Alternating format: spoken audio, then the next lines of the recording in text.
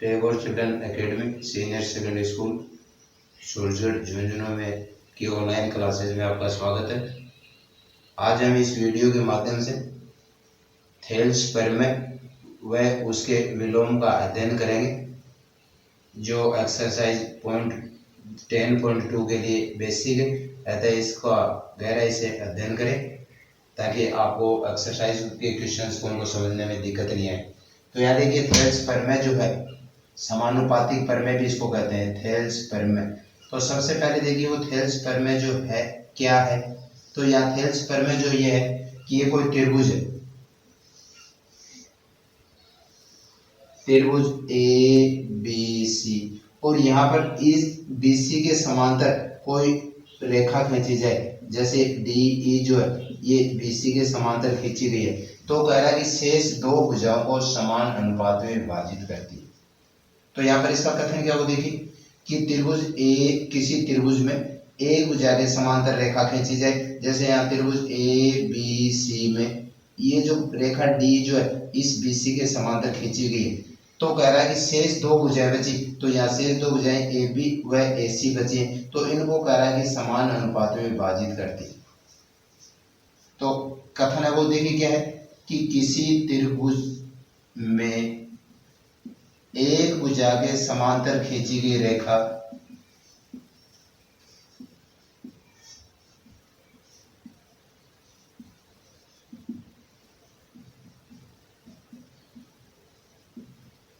शेष दो भुजाओं को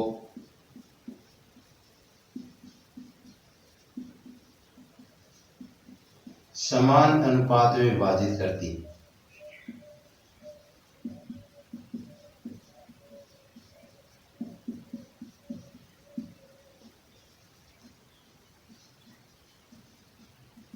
यह है थेल्स प्रमेय, जिसको आपको सिद्ध करना है कि वास्तव में ये बात सही है क्या। तो यहाँ प्रमेय के जो रूप है उसके अनुसार अपन करें, तो जैसे दिया हुआ है त्रिभुज ए बी सी में डी ई बी सी, कि ये डी ई जो है ये इस बी सी के समांतर है, और आपको सिद्ध करना है कि ए डी बटे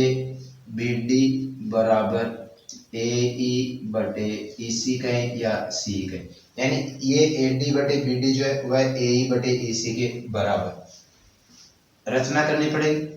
रचना में क्या करते हैं, ये जो ई बिंदु जो है इससे इस ए डी पर लंब डाल देते हैं, जैसे ई एफ लंब डालते हैं, ये लंब। इसी प्रकार ये जो ए ई जो है इसे डी बिंदु से इसके ऊपर लंब डाल देते हैं, जैसे ये जी लंब। और इस प्रकार बी को ई से मिला देते हैं,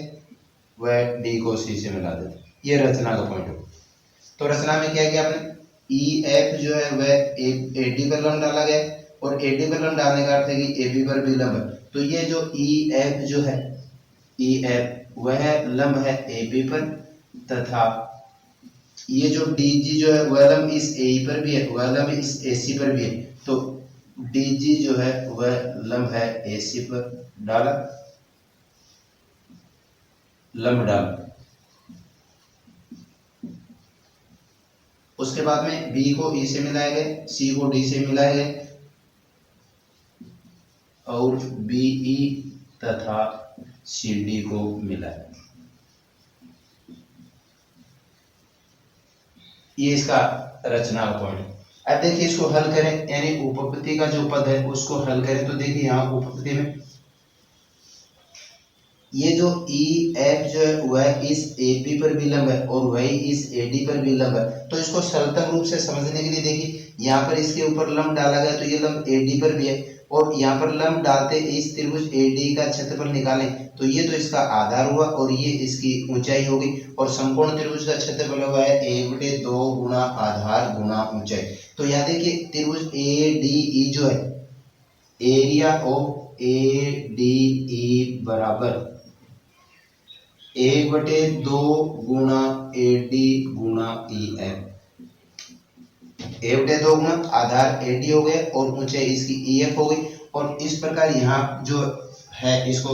नामांकित कर दें कि समीकरण नंबर 1। इसी प्रकार आपको देखिए इसके लिए संकेत है कि ए डी बटे बी डी। तो यहाँ पर ए डी कौन से त्रिभुज में आ रहा है, फिर यहाँ पर BD की बात करें तो ये BD जो है वो कौन से त्रिभुज में आ रहा है, तो यहाँ त्रिभुज BDE जो है, या BDEB भी कह सकते हैं इसको आप, BED भी कह सकते हैं। तो एरिया ऑफ BED बराबर 1/2 गुणा, और यहाँ पर देखिए आधार इसका BD है, और ये जो लंब EF डाला गया हुआ है AD पर भी लंब है, वह लंब इस BD पर भी है, वह लंब इस AB पर भी है, तो इसलिए इसको EF को इस BD पर भी लंब कह सकते हैं। तो 1/2 गुणा BD गुणा EF नंबर 2। यहाँ देखिए आपको AD/BD की जरूरत है, तो यहाँ पर AD/BD जो है इसका अर्थ हुआ कि 1 और 2 का प्रयोग करें 1 और 2 से,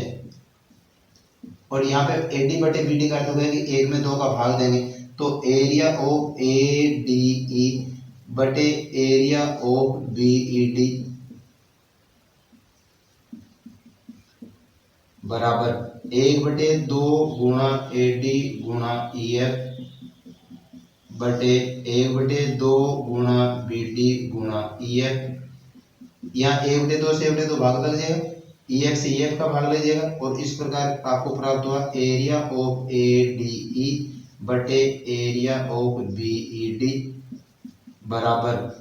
AD/BD, और इसको नाम दे देते हैं समीकरण नंबर 3। तो देखिए यहाँ पर आपने AD/BD ज्ञात कर लिया, इसी प्रकार आपको AE/CE भी ज्ञात करना है, और इस AE/CE को ज्ञात करने के लिए तो यहाँ देखिए AE की बातें करें तो ये रहा AE, और यहाँ इसके ऊपर ये लंब डाला गया है, तो यहाँ देखिए जो लंब डाला गया है वह भी आपको उसी प्रकार से संकेत के रूप में हल करें इसको। तो यहाँ की जो भुजा AE की बातें करनी है आपको AE की, तो फिर वापस त्रिभुज, यानी इससे आगे जो प्रक्रिया है त्रिभुज एरिया ऑफ ADE यानी AD का क्षेत्रफल, तो उस समय यहाँ पर ये आधार जो है वो तो AE हो गया, यानी 1/2 गुणा AE,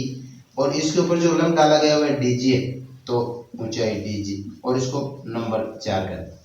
इसी प्रकार फिर आपको इस EC की जरूरत है, तो ये जो EC है वो आ रहा है त्रिभुज BEC में, और ये जो लंब डाला गया है DG वह इस AE पर भी लंब है, वह इस EC पर भी लंब है, और वह AC पर भी लंब है। तो एरिया ऑफ BEC बराबर 1/2 गुणा CE गुणा DG नंबर 5, और यहाँ पर भी आपको AE/CE की जरूरत है, तो नंबर 4 और 5 का एक साथ, यानी इसमें 4 में 5 का भाग दे दें समीकरण नंबर 4 और 5 से। तो एरिया ऑफ ADE बटे एरिया ऑफ BEC बराबर 1/2 गुणा AE गुणा DG, ये था समीकरण नंबर 4 का दायां पक्ष, और ये समीकरण नंबर 5 है उसका दायां पक्ष, बटे 1/2 गुणा CE गुणा DG। 1/2 से 1/2 भाग लग रहा है, DG से DG का भाग लग रहा है, तो बराबर AE/CE, समीकरण नंबर 6।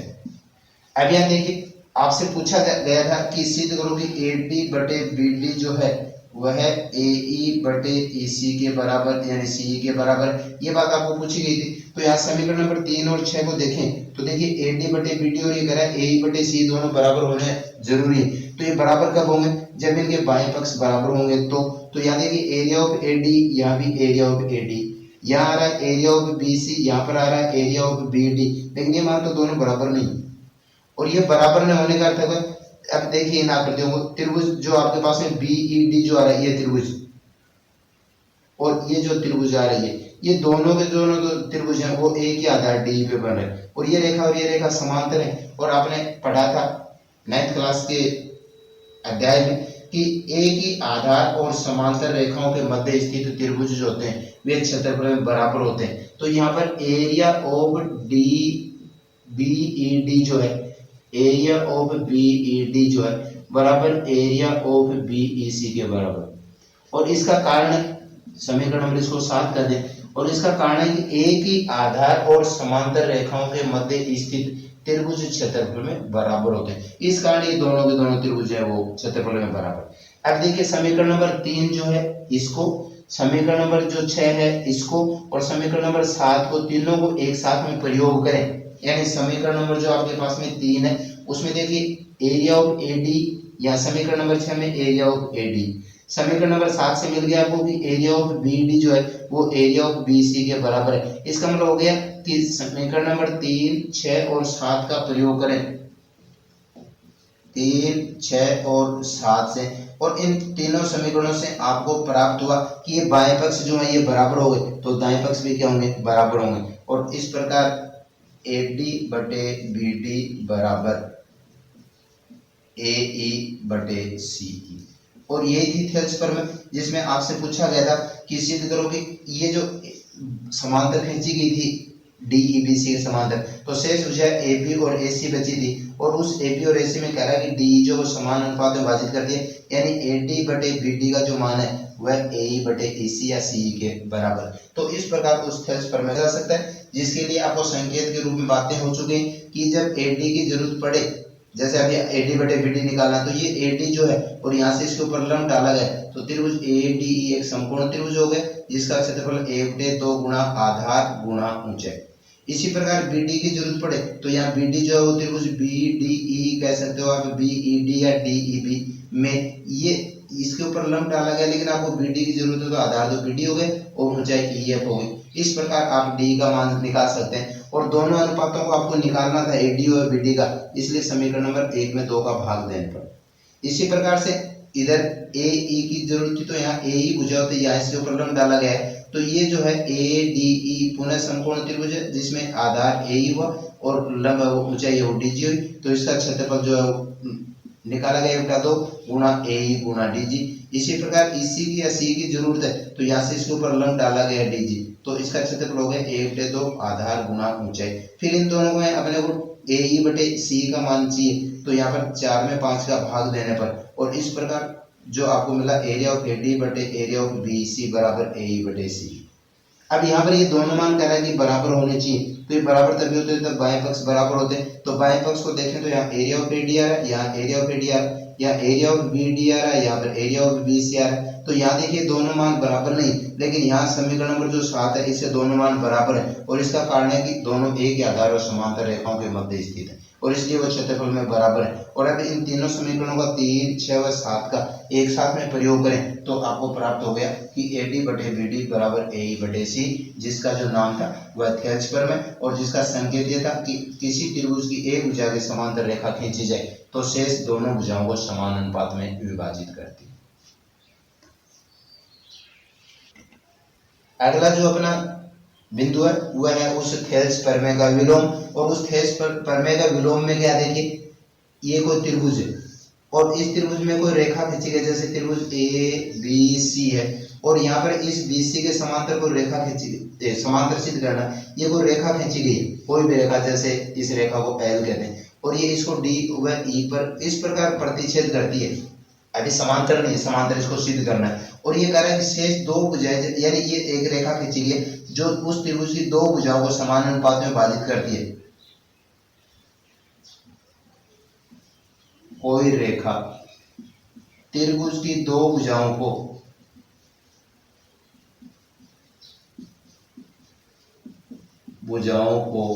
समान अनुपात में विभाजित करे,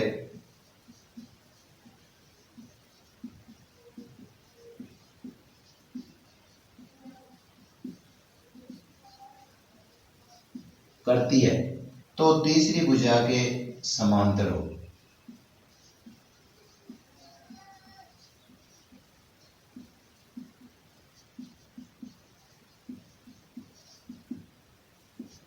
यह उस थेल्स प्रमेय का विलोम कि कोई भी रेखा है और वो रेखा जो है त्रिभुज की दो भुजाओं को समान अनुपात में विभाजित करे, तो यहाँ पर वही बातें होंगी। दिया है त्रिभुज ABC में AD बटे BD बराबर AE बटे EC।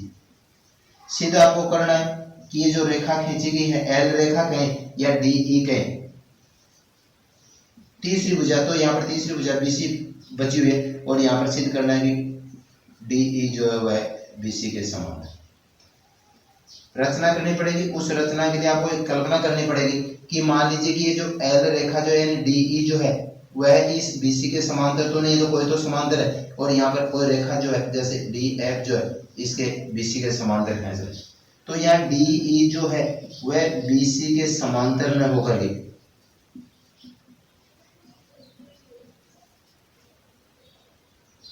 न होकर, तो यहाँ पर डी एफ जो है वह बी सी के समांतर।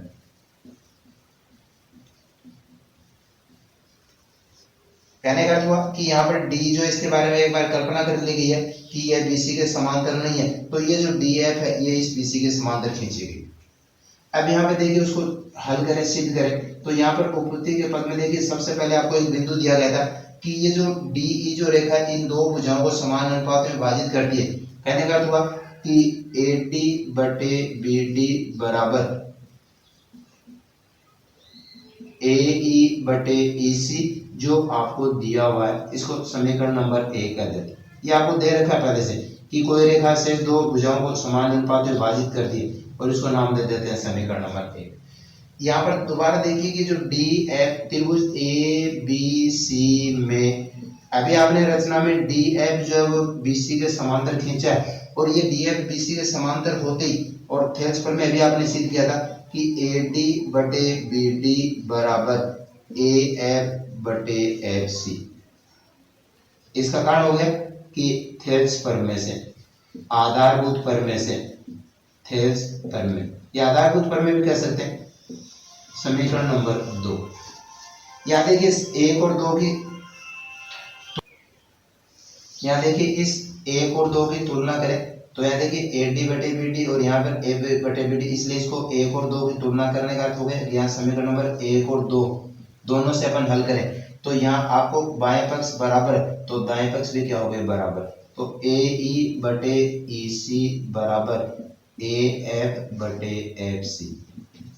अब देखिए यहाँ पर आपको ये सिद्ध करना था कि डी ई जो है ये बी सी के समांतर होगी, तो यहाँ पर ये दोनों समांतर तभी होंगे जब आपने इसकी कल्पना कर ली कि ये दोनों समांतर हैं। तो यदि ये एफ बिंदु जो ई के संपाती हो जाए यानी डी एफ जो डी के संपाती हो जाए तो ये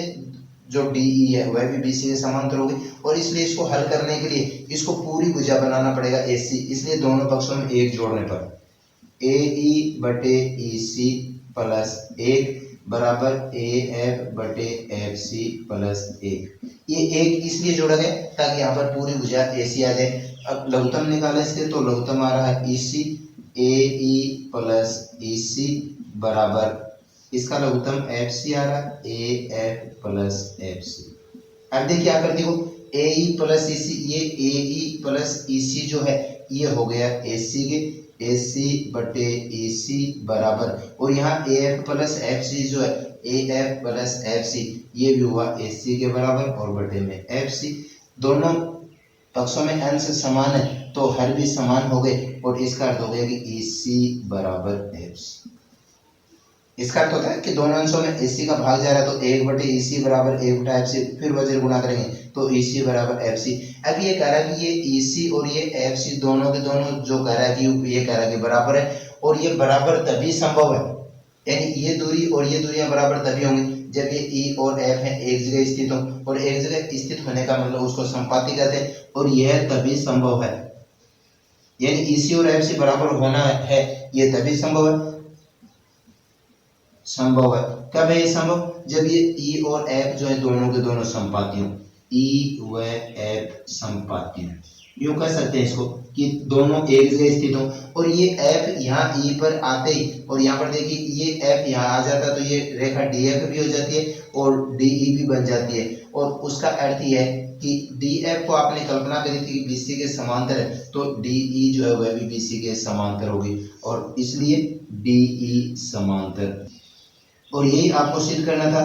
कि थेल्स प्रमेय का जो विलोम था कि यदि दो भुजाओं अनुपात में विभाजित करने वाला है तो भुजा की वह समांतर होती है। तो यहाँ पर एक कह रहा है कि समान अनुपात में विभाजित करती है, उसके आधार पर आपको मिल गया AD बटे BD बराबर AE बटे AC और फिर आपने कल्पना के तौर पे किया था कि मान लो DE BC के समांतर नहीं है तो कोई रेखा DF और BC के समांतर है और ये समांतर होते ही यहाँ पर फिर अपन आधारभूत प्रमेय या थेल्स प्रमेय का प्रयोग करें तो यहाँ AD बटे BD अभी आपने पढ़ा था कि यदि एक भुजा की समांतर रेखा खींची जाए तो दो भुजाओं को समान अनुपात में विभाजित करती है। तो यहाँ पर DF जो है यह इस BC के समांतर खींची गई तो AD बटे BD बराबर AF बटे FC और यहाँ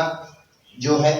इन दोनों की तुलना करें एक और दो की, तो देखिए AD बटे BD, और यहाँ पर भी AD बटे BD, इसका मतलब बाएं पक्ष बराबर है तो दाएं पक्ष भी क्या होंगे, बराबर होंगे। तो AE बटे EC बराबर AF बटे FC।